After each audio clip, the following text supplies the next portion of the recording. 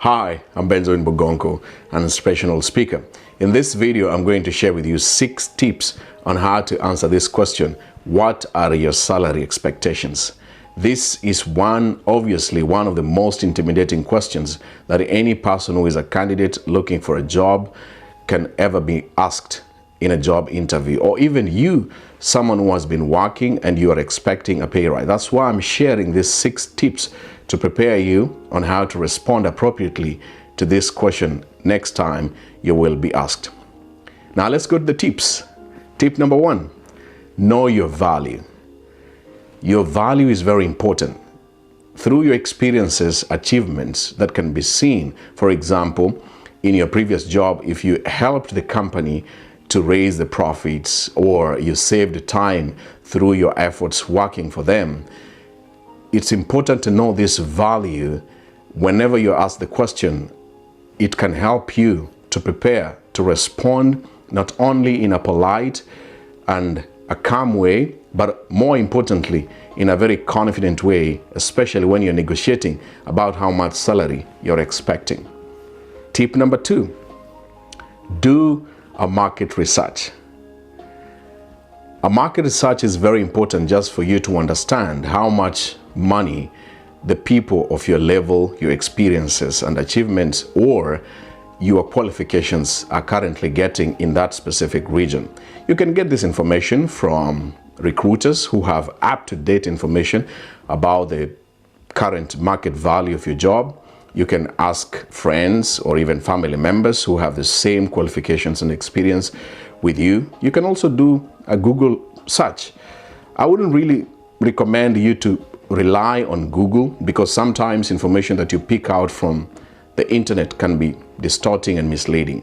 In other words, I suggest you do a market research from different sources. Do not rely on one source or one person or one recruiter. Tip number 3, give a number, not a range. You know, when most people are asked this question, what are your salary expectations? They get nervous, they panic, they feel intimidated, and sometimes they do not want to offend the person asking them this question. Giving a number is very, very important. Never give a range. This is why I want to share with you 2 reasons why giving a range of a salary that you're expecting is totally a very bad idea. When you give a range, it allows, number 1, it allows the employer or the recruiter to give you the lowest amount of the suggestion that you have given. For example, if you say I'm expecting to get about 2,000 to 3,000, then you're allowing the employer to go and give you the 2,000 because you have left an open gap for him or for her to offer you that specific salary that you're expecting. The second reason why giving a range is not a good idea, it makes you look like you're not confident. You don't know your value. You don't know how much you should be expecting and getting. So sometimes when you give a specific amount of salary that you're expecting and you want, it shows that you're confident and you know your value. But again, when you're giving this number, it's very important to be fair. Give a number that is fair, a number that is deserving, and of course, the number that is currently in the market value. People of your level and your experiences are actually receiving the expected amount that you mentioned to a recruiter or an employer. But the number, again, I suggest you can give 2 kinds of numbers. The first one is what I may say an ideal number. And the second one is what I would say a willing to settle number. An ideal number is that salary that if you are offered, you will be extremely happy, something you never expected. If you wanted to get 5,000 and you say, my salary, I'm expecting to get 5,000, and then the company decides to offer you that, it will be just a bonus and an amazing. The other one, which I just mentioned, a willing to settle number. Sometimes it's a number that you know for sure this is what you really deserve according to your experiences, your achievements, and above all, what is in the job market at that moment.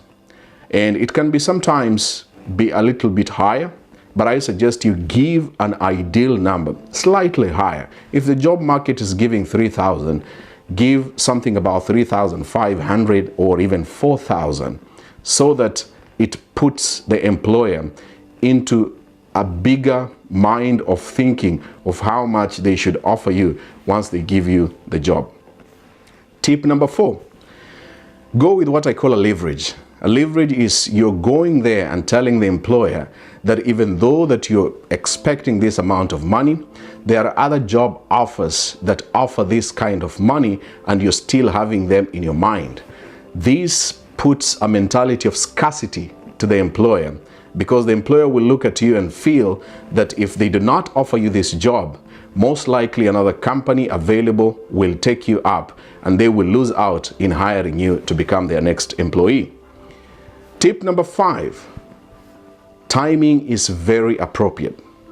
When you're responding to this question, timing is very crucial. Remember, never ever bring up the idea or the question of how much you're expecting before the employer brings it up.